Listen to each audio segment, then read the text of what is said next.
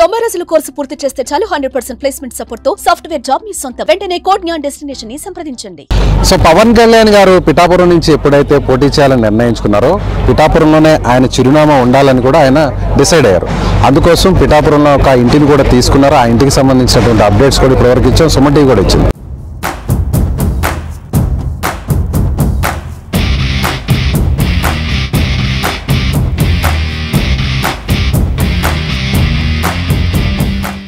అయితే ప్రస్తుతం మనతో ఉన్నారు ఆ ఇంటికి సంబంధించినటువంటి ఓనర్ కుమారి కిషోర్ గారు. ఈయన పవన్ కళ్యాణ్ మీద అభిమానంతో వీరి తండ్రి కుటుంబం అంతా కూడా పార్టీ కోసం ప్రచారం నిర్వహించారు. అనేక కష్టాలు పడ్డారు. పవన్ కళ్యాణ్ పిఠాపురంకు వస్తున్నారని తెలిసి వీళ్ళే స్వయంగా ఆయన దగ్గరకు వెళ్ళి వారి ఇంటిని ఆయనకు అద్దెకిచ్చేటువంటి పరిస్థితి కావచ్చు, లేదంటే వేరే రకంగా ఇచ్చే పరిస్థితి కావచ్చు. వాటన్నిటి గురించి డిస్కస్ చేద్దాం, తెలుసుకుందాం. పవన్ కళ్యాణ్ గారు పిఠాపురానికి వస్తున్నారు, ఇక్కడి నుంచి పోటీ చేస్తున్నారని డిసైడ్ అయ్యాక మీరు ఆ ఇంటిని ఇవ్వాలనుకున్నారా? ఆ ఇంటికి సంబంధించినటువంటి అప్పగించే కార్యక్రమం ఎలా జరిగింది, దాని గురించి డీటెయిల్గా, అంటే అందరు కూడా వెయిట్ చేస్తుంటారు. పవన్ కళ్యాణ్ గారికి ఇల్లు ఇచ్చారు ఎవరు, అసలు మీరు ఏం చేస్తుంటారు, ఎందుకు ఇల్లు ఇవ్వాలనిపించిందా, అమ్మారా లేదంటే ఆయన కొనుగోలు చేశారా లేదా అద్దెకిచ్చారా, ఇలా రకరకాల అనుమానాలు ఉంటాయి. వాటి గురించి రివీల్ చేసే ప్రయత్నం. సార్కి ఏదో విధంగా ఇది తెలియాలి. పిఠాపురంలో ఉన్న అభిమానులు ఎవరన్నా సరే 1,00,000 ఓటుకి ₹1,00,000 ఇచ్చినా సరే మారిన వ్యక్తులు ఎవరన్నా ఉన్నారంటే పిఠాపురం నియోజకవర్గంలో అమ్ముడు పోరండి, ఏమీ చేయరండి. అంత అభిమానంగా ఒక్కసారి గెలిపించాలి ఆ నాయకుడిని అనుకున్నారంటే వాళ్ళు నిద్రపోకుండా రే అనగా పగలనగా కష్టపడి పనిచేసే వ్యక్తిత్వం ఉన్న వాళ్ళు పిఠాపురం వాళ్ళు. అంత స్వార్థం లేకుండా పనిచేస్తారు పిఠాపురం. అలా మేము సార్ని ఒకసారి కలవడం జరిగిందండి. సార్ మీరు పిఠాపురంలో కంటెస్ట్ చేస్తే ఈ 19 నియోజకవర్గాలు ఎఫెక్ట్ కూడా పడుతుందండి. పిఠాపురం ఒక సెంటర్ పాయింట్ అవుతుంది, ఒక ఆధ్యాత్మికంగా కూడా చాలా బాగుంటుంది సార్. ఇది పిఠాపురం అనేది శక్తిపీఠం ఉన్నది అని చెప్పిన తర్వాత సార్ కూడా అప్పటికి అంటే సార్ని మేమేమో భావిస్తున్నామంటే అది ఒక ఇన్విటేషన్ అండి. సార్కి ఒక ఏం చెప్పాలంటే ఒక దైవం ఏదేదో ఒక పిలుపు సార్కి వెళ్ళిందని మేము భావిస్తున్నామండి. ఆ పిలుపుని సార్ మరి ఏ విధంగా మలుచుకున్నారో సార్ తర్వాత పిఠాపురం రావడం జరిగింది. అదే టైంలో మేము ఏం చెప్పామంటే సార్ ఇక్కడ కొత్తగా మేము ఇల్లు కన్స్ట్రక్ట్ చేస్తున్నాం సార్, మీరు వచ్చి ఒక్కసారి చూడండి సార్ అని చెప్పడం కూడా జరిగింది.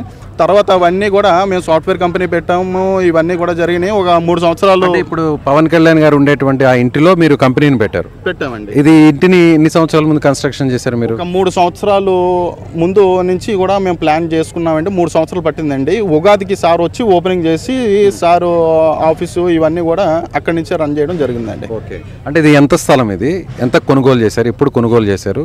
ఇది 2005 నుంచి ఇంతకు ముందు కూడా మా పొలం అండి అది.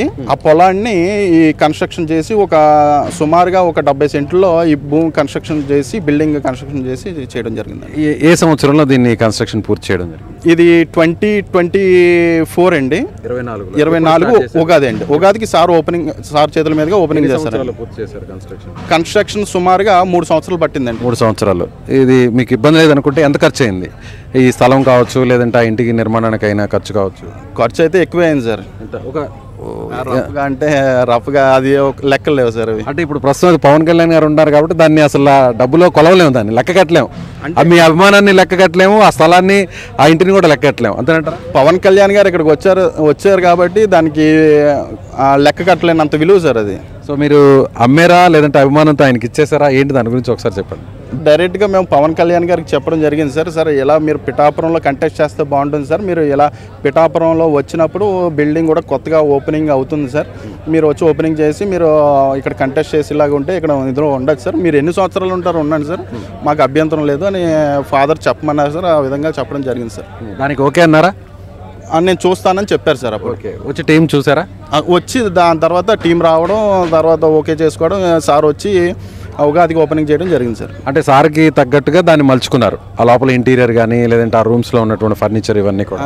అలానే కాదు సార్, ముందుగానే మీరు మీకోసమే ప్రిపేర్ చేస్తాం సార్. ఓకే, అందులో ఏమేమి నడిచేవి అప్పుడు పవన్ కళ్యాణ్ గారు రాకముందు, ఏమేమి నడిచేవి ఇప్పుడు పవన్ కళ్యాణ్ గారు వచ్చిన తర్వాత ఆ ఇంట్లో ఇప్పుడు ప్రస్తుతం ఎలాంటి యాక్టివిటీస్ నడుస్తుంది? అంటే ఫస్ట్ ఫ్లోర్, గ్రౌండ్ ఫ్లోర్ ఏమో అర్జీలు ఇవన్నీ కూడా స్వీకరిస్తారండి. ఫస్ట్ ఫ్లోర్ వచ్చేసి ఆఫీస్ రన్ చేస్తారండి. సెకండ్ ఫ్లోర్ నాగబాబు గారు ఉంటారండి. థర్డ్ ఫ్లోర్ ఏమో మన అధ్యక్షులు పవన్ కళ్యాణ్ గారు ఉంటారు. రైట్, ఇప్పటివరకు ఎన్నిసార్లు ఆ ఇంట్లోకి పవన్ కళ్యాణ్ గారు రావడం జరిగింది? చాలాసార్లు వచ్చారండి. గెలిచిన తర్వాత మొదటిసారి డిప్యూటీ సీఎం అయిన తర్వాత వచ్చారు. తర్వాత రీసెంట్గా జనవరి పండగ ముందు కూడా వచ్చారు, రావడం. స్టే చేశారు, ఫ్యామిలీతో కూడా స్టే చేశారు? ఫ్యామిలీతో రాలేదండి, ఓకే, సింగిల్గానే వచ్చారు. అదేవిధంగా పవన్ కళ్యాణ్ గారు ఆ ఇంటిని తీసుకున్నారు, అదొక ఎత్తు. ఇక మెగా తనయుడు రామ్ చరణ్, ఆ దేవత అంటుంటారు సురేఖ గారిని పదే పదే పవన్ గారు, ఆమె కూడా ఉన్నారు. సో ఇక నాగబాబు గారు, ఆయన దాదాపు మొత్తం ఆ ఇంటి నుంచి ఆయన కార్యకలాపాలంతా నడిపారు. ఇక మిగిలిన హీరోస్ వరుణ్ కావచ్చు, సాయిధరం తేజ్ కావచ్చు, ఇలా మొత్తం పవన్కు మెగాకి సంబంధించినటువంటి వారసులు వాళ్ళ ఫ్యామిలీ మెంబర్స్ అందరూ ఆ ఇంట్లోనే ఉన్నారు. అక్కడి నుంచే ఒక రకంగా పవన్ కళ్యాణ్ ఎలక్షన్ యాక్టివిటీ అంతా నడిచింది పిఠాపురానికి సంబంధించి. ఆ ఫీలింగ్ ఎలా ఉంది మీకు? మీ ఇంట్లో మీ అభిమాన హీరో, మీ అభిమాన నాయకుడు, వాళ్ళ ఫ్యామిలీ, ఇప్పుడు గ్లోబల్ స్టార్ రామ్ చరణ్, వీళ్ళందరూ రావడం ఎలా అనిపించింది? అంటే మేము ఏమనుకున్నాం అంటే ఓన్లీ పవన్ కళ్యాణ్ గారు వస్తారని ఉన్నాం సార్. కానీ పవన్ కళ్యాణ్ గారు రావడం వల్ల ఒక మెగా ఫ్యామిలీ ఎంత అభిమానిస్తామో అదేవిధంగా ఒక మెగా కుటుంబం అంతా కూడా ఆ రోజు ఎలక్షన్ క్యాంపెయిన్కి నిమిత్తం మొత్తం అందరూ కూడా రావడం చాలా సంతోషంగా ఉంది సార్ మాకు. చాలామంది అభిమానులు జన్మలో ఒక్కసారైనా చిరంజీవి గారిని కలవాలి, పవన్ గారిని కలవాలి, రామ్ చరణ్ గారిని కలవాలి, ఇలా మెగా హీరోలను కలవాలి అనుకుంటారు. కానీ ఏ అభిమానికి రాని అవకాశం మీకు వచ్చింది. మీ ఇంట్లో ఆ ఫ్యామిలీ ఉంటున్నారు, అక్కడి నుంచి ఎమ్మెల్యేగా పవన్ గారు గెలిచారు, డిప్యూటీ సీఎం అయ్యారు. అది తలుచుకుంటే ఎలా అనిపిస్తుంది మీకు? ఆ ఫీలింగ్ని ఒకసారిగా, మీరు ఎంతో కష్టపడి ఉంటారు పార్టీ కోసం, ఎన్నో ఇబ్బందులు పడి ఉంటారు, రాజకీయాల్లో మీ ఫాదర్ చాలా స్ట్రగుల్ అయ్యారు అంటున్నారు, ఫైనాన్షియల్గా కూడా స్ట్రగుల్ అయి ఉంటారు. కానీ పవన్ గారు ఇప్పుడు మీ ఇల్లు తీసుకోవడం, అక్కడి నుంచి రావడం, గెలవడం, ఫస్ట్ టైం ఎమ్మెల్యే అవ్వడం, డిప్యూటీ సీఎం అవ్వడం, 21 స్థానాలు గెలవడం, 2 ఎంపీ స్థానాలు గెలవడం, 100% స్ట్రైక్ రేట్ని ఆయన ప్రూవ్ చేయడం, దేశ రాజకీయాల్లో మోడీ గారికి దగ్గర అవడం, ఇదంతా కూడా ఆ ఇంటి దగ్గర నుంచే జరిగింది కదా. అదొక్కసారి మీరు ఊహిస్తే ఎలా అనిపిస్తుంది? అంటే ఇంటి దగ్గర నుంచి అని చెప్పను సార్ నేను. ఆయన పడే కష్టం ఈరోజు మనకి ఆ విధంగా మనకి బయటకు వచ్చింది సార్. ఆయన కష్టపడే తీరు ఎలా ఉంటుందంటే సార్, మేము దగ్గర ఉండే వాళ్ళం చూసేవాళ్ళం సార్ సార్ని. ఆయన ఉదయం వెళ్ళి సాయంత్రం మొత్తం అంతా కూడా అన్ని మండలాల్లో తిరిగి వచ్చేసరికి సాయంత్రం 8 ఆ టైం అవే. మళ్ళీ ఆ 8 నుంచి ఏం చేయాలి ఏంటి అనేది 12-1 గంట కూడా ఆయన నిద్రపోయేవారు కాదు సార్. మళ్ళీ ఆయన మేము చూసింది అతి బాధల్లో ఏంటంటే సార్, ఆయన కాలుకి ఒకసారి గాయం తగిలింది సార్, ఎవరు తొక్కేశారు ఈ ర్యాలీలోని ఇవన్నీ జరిగేటప్పుడు. ఆయన ఒక రక్తం కారుతుంది సార్, అలాగా రక్తం కారుతున్నా సరే ఆయన అలా మెక్కుకుంటా అలా పరిగెట్టుకుంటానే వస్తున్నారు తప్ప ఎక్కడా కూడా అలసట కానీ ఏమీ లేదు సార్ ఆయనకి. అంటే ప్రభుత్వాన్ని మార్చాలి, ఆ మార్చే వంతు మనం తీసుకోవాలి, ఆ బాధ్యత ఆ విధంగా ఉన్నారు తప్ప ఆయన నాకు దెబ్బ తగిలింది నేను ఈరోజు రెస్ట్ తీసుకోవాలి ఈ ఉద్దేశాల్లో అయితే ఆయన లేరు సార్. ఆయన కష్టపడ్డారు, ఆయన దానికి తగ్గ ఫలితం కూడా ఈరోజు మనం చూస్తున్నాం సార్. సో ఎన్నిసార్లు కలిసారు పవన్ గారిని మీరు ఇప్పటివరకు? కలిసాం సార్, లెక్కలేనండి సార్లు, లెక్కలేని కలిసాం సార్. ఆయనతోనే ఉన్నారా? ఆయనతో పక్కనే ఉండేవారా? పక్కన ఉండేవాళ్ళం సార్. మీరు ఏమని పిలిచేవారు మిమ్మల్ని? కిషోర్ అని పిలుస్తారు సార్ అభిమానంగా. మీరన్నా మీ తండ్రి గారన్నా? నా ఫాదర్ని నాగేశ్వరరావు గారు అని పిలుస్తారు సార్, నన్ను కిషోర్ అని పిలుస్తారు సార్. సో ఆ ఇంటినైతే అద్దెకైతే ఇవ్వలేదు, అమ్మలేదు. మీరు పవన్ మీద ఉన్న అభిమానంతో ఆయన ఎంతకాలం అక్కడ ఉంటారు, ఆ విషయాన్ని చెప్పండి. అదన్నా సరే సార్ ఏది కూడా ఫ్రీగా తీసుకోరు సార్. అందుకని ఫాదర్ ఏమన్నారంటే నాకు ₹1 అద్దె ఇవ్వండి సార్, ఫార్మాలిటీ ప్రకారం అంతే, అంతకు మించి నాకు వద్దు సార్, నేను మెగా అభిమానిని, నేను మెగా అభిమానం కోసం నేను మీకు ఇస్తున్నాను సార్ అని చెప్పడం జరిగింది సార్. మీరు ఎన్ని సంవత్సరాలు ఉంటారో ఉండండి సార్, మాకు అభ్యంతరం లేదని చెప్పారు సార్. కిషోర్ గారి తండ్రి నాగేశ్వరరావు గారు ఆయన ఉన్నారు, ఆయనతో మాట్లాడదాం. ఆయన రాజకీయాల్లో చాలా సంవత్సరాల నుంచి ఉన్నారు. మెగా ఫ్యామిలీ అంటే ఆయనకి వల్ల మాలిన అభిమానం, ప్రేమ. సో ఆయన కోసం, ఆయన కుమారుడి కోసం ఒక సాఫ్ట్వేర్ కంపెనీని అక్కడ పెట్టి నడపాలి, 10 మందికి ఉపాధి ఇవ్వాలి అనేటువంటి ఉద్దేశంతో ఆ ఇంటిని కట్టారు. అయితే పిఠాపురానికి పవన్ వచ్చాక పవన్కి ఆ ఇంటిని త్యాగం చేయాలనే నిర్ణయం ఆయనకి ఎందుకు వచ్చిందో, అసలు ఆలోచన ఎలా వచ్చిందో ఆయనతో మాట్లాడదాం. నమస్తే అండి. నమస్తే అండి. ఆ ఇంటిని పవన్ గారికి ఇవ్వాలనే ఆలోచన ఎలా వచ్చింది? ఇవ్వాలని అంటే సార్ ఏమన్నారంటే మా కిషోర్ తోటి డాడీ మీరు ఒకసారి ఆఫీస్కి రండి అని మంగళగిరి రమ్మన్నారు సార్. మేము మొన్నడు ఆఫీస్కి వెళ్ళి చేతిలోకి నాగేశ్వరాన్ని లోపల రమ్మన్నాను, రూమ్లో కూర్చుని ఒక 2 గంటలు ఆలోచించాను సార్. అంటే సార్ ఎలాగంటే ప్రతి ఒక్క మాట కూడా వచ్చిందంత ప్రజలే ఎలాగున్నారు, నా ప్రజల గురించే నేను ఎన్నాళ్ళు జీవించినా నా ప్రజల గురించే అనేవారు. కానీ పవన్ కళ్యాణ్ గారు రెండో మాట అనేవారు కాదండి. ఎంత నాగేశ్వరరావు మనం సంపాదించుకుని కూడా పట్టిపోయేది ఏమన్నా ఉందా? వాడు వేల కోట్లు సంపాదించుకుంటున్నారు, ఏమైపోతున్నారో వైన ఉండలేదు. మొన్న కరోనా వచ్చింది, కుక్క సాగు చచ్చారు. మనకెందుకు అంత అవసరం అంటావా? మనకి 10-12 కోట్లు ఉంటే హాయిగా బతికేయచ్చు అని చెప్పేసి సార్ అనేవారండి. ఆ రకంగా మేము చేసుకుంటూ వచ్చి మీరు ఒక్కసారి పిఠాపురం వచ్చి పోటీ చేయండి సార్ అని మేము చెప్పడం జరిగిందండి. ఉదయ్ గారికి ఇచ్చాం కదా, మళ్ళీ రావడం బాగుంటుందా అని సార్ అన్నారు. ఒక్కసారి ఆలోచించండి సార్ అని మేము అన్నాం. అంటే చూద్దారని చెప్పేసి అన్నారు. తర్వాత మా పురోహితికి అమ్మవారు దైవాళ్ళు అయితేనో ఎలాగైతేనో రావడం జరిగిందండి. తర్వాత నెల ముందు పిఠాపురం పోటీ చేద్దారని సార్ అంటున్నారు, చెప్పడం జరిగిందండి. మేము అప్పటి నుంచి కూడా సార్ రావడంతో సంతోషంగా ఉండి తర్వాత మా హౌస్ కూడా మేము రెడీ అయిపోతుందని చెప్పడం జరిగితే ఒకసారి అలా వద్దారు కదా, వచ్చి చూద్దారు సార్ అన్నారు. అలాగా రావడం, ఉగాదికి రావడం, ఓపెనింగ్ చేయడం అలాగే జరిగింది సార్. ఉగాది నాడు ఉగాది పచ్చడి జనాలకి తన చేతులతోటి ఇవ్వడం జరిగిందండి, సార్ చేతులతోటి. ఆ రకంగా జరుపుకుని వచ్చాను సార్. సో మీ ఇంటిని చూశాక ఆ ఇంటిని మీరు ₹1 అద్దెకి ఇచ్చారు, ఊరికనే వద్దన్నారు కాబట్టి పవన్ కళ్యాణ్ గారు ఆ ఇంటిని ఎప్పటి వరకు ఆయనకి ఇవ్వబోతున్నారు? ఎప్పటి వరకు ఆయన చేతుల్లోనే ఆ ఇల్లు ఉండబోతుంది? అంటే ఆయన చేతుల్లో అంటే మేము రెంట్ వచ్చేసి నెలకి ₹1 ఇమ్మన్నామండి. అంటే ఊరికి ఇచ్చేసారా అని వాళ్ళలో అనడం జరుగుతుందండి. మేము ₹1 రెంట్ తీసుకుంటున్నాం అని చెప్పేసి మేము ప్రతి ఒక్కరితో చెప్పుకుని వచ్చామండి. అలాగే సార్ తోటి మీరు ఎన్నాళ్ళు ఉంటారో ఉండండి, నాకు అభ్యంతరం లేదు. సాఫ్ట్వేర్ కంపెనీ ఇంటి దగ్గర నుంచే మేము నడుపుకుంటున్నామండి.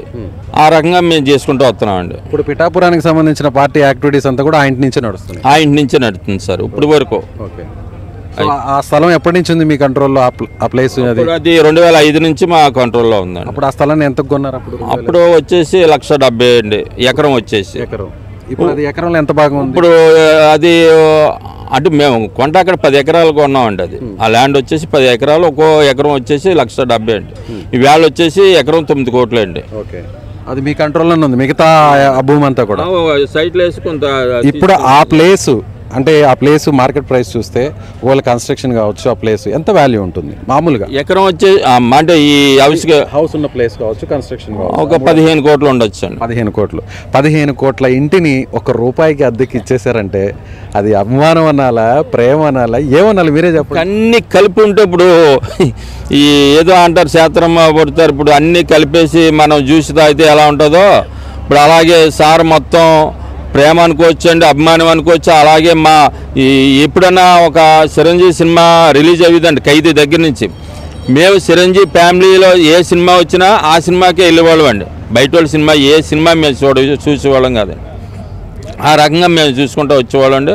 అలాగే మా అబ్బాయిలు కూడా చిరంజీవి ఫ్యామిలీ అంటే మొత్తం అంతా మెగా ఫ్యామిలీ అంటే అభిమానం ఎక్కువ అండి మాకు ఎప్పటి నుంచో.